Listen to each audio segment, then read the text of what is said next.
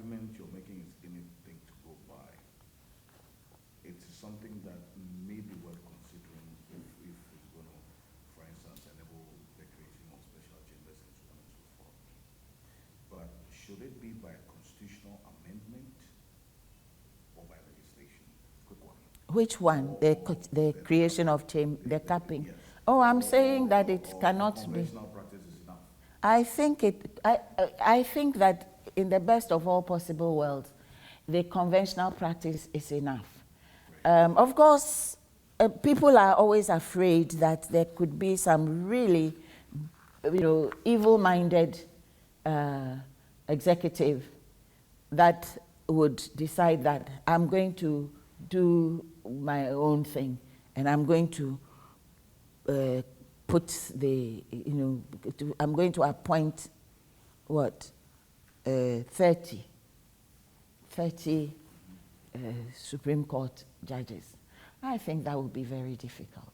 You see, because the process, imperfect though it is, the president just doesn't get up and say, I've nominated 20 people. No.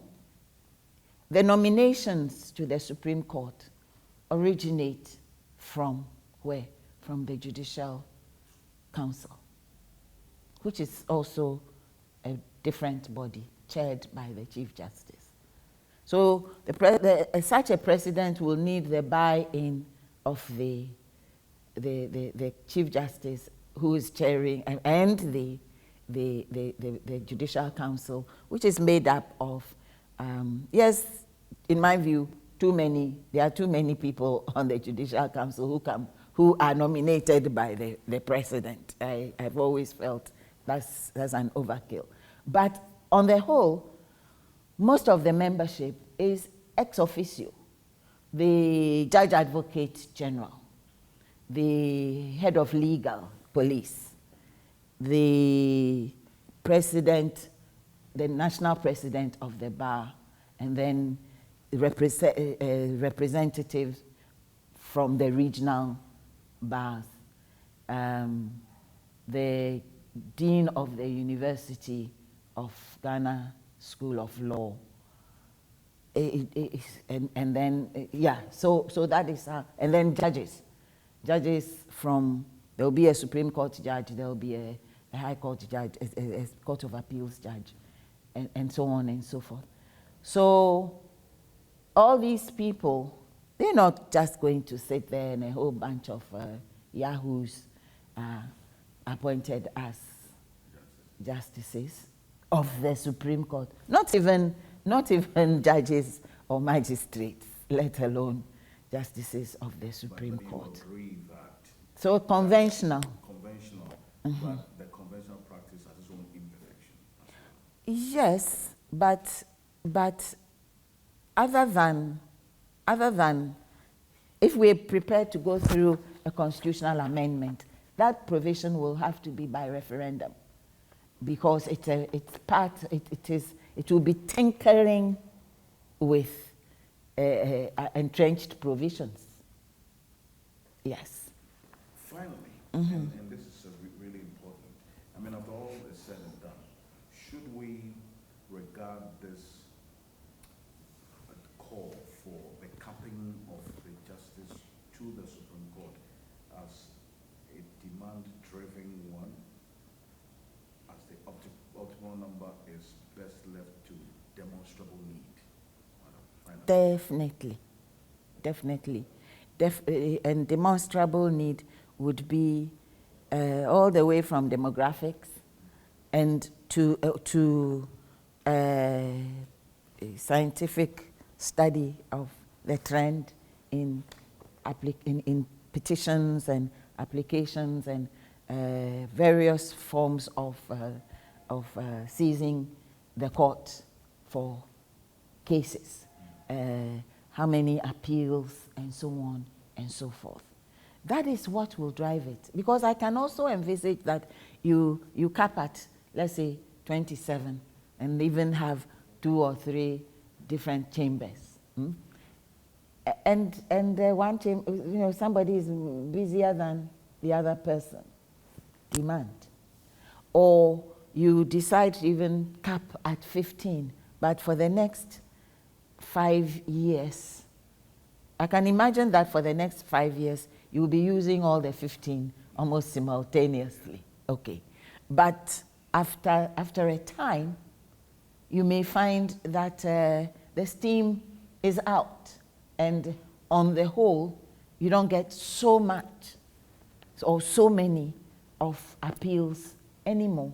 I remember in terms of types of cases, because as I said, the Supreme Court has, if you go by subject matter and areas, the Supreme Court's jurisdiction covers about 12 different areas.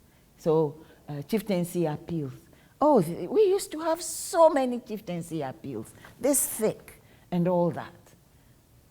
By the time, I think when I was Chief Justice, I don't recall more than 4 or 5 during that period. Yes, and even before that, I can't really remember any chieftaincy appeal that came. Why? Because the trend has changed, and enough decisions have been given for you to advise you as to the chances of your appeal succeeding. Yes, and another trend, I suppose, would be, let's say, human rights cases, and so on and so forth. So these are times, trends, and therefore demand. Yes. So how are you going to fix the top side? And then you find that, you don't even, this top side is ridiculous. Yes. But then in some places, because the Supreme Court sometimes sits in different places and can sit in those different places at the same time. Oh, they've got lots of judges, over 30. In my notes, I was looking at some of these. Yeah, but the U.S. Yeah, I have here the U.S. Supreme Court takes only about 5% of the cases that are filed because it filters, but we can't filter. Yes. So if suddenly everybody is asking for review, everybody is appealing, there are more chieftaincy appeals coming again, and every criminal is also appealing. Criminal appeal is very minimal, believe it or not, because maybe it's not lucrative for the lawyers, or because the people can't afford it, or whatever. But if something changes, you don't know. So it can be high, it can be low. Just don't fall below your 11. Because the 11 works well. Because there can be recusals. There can be ill health. There can be, I recall that when I was on the Supreme Court and at the same time also a judge at the African Court, I was doing cases, but the Chief Justice reduced my load. Right. So that I did not keep, I wasn't overloaded by the multi, yes. Right, exactly, and so on. And I mean, because right now there's a judge who's, I think, on the ICC. Yes. We don't know how much demand that's going to make on his time, whether he's even working here or there. Still, there's demand on time, on focus, and everything. So there can be so many reasons why even this conventional 11, sometimes suddenly you find that those that are actually available are fewer. because of ill health and so many things, because it's not young men and women who go to the Supreme Court.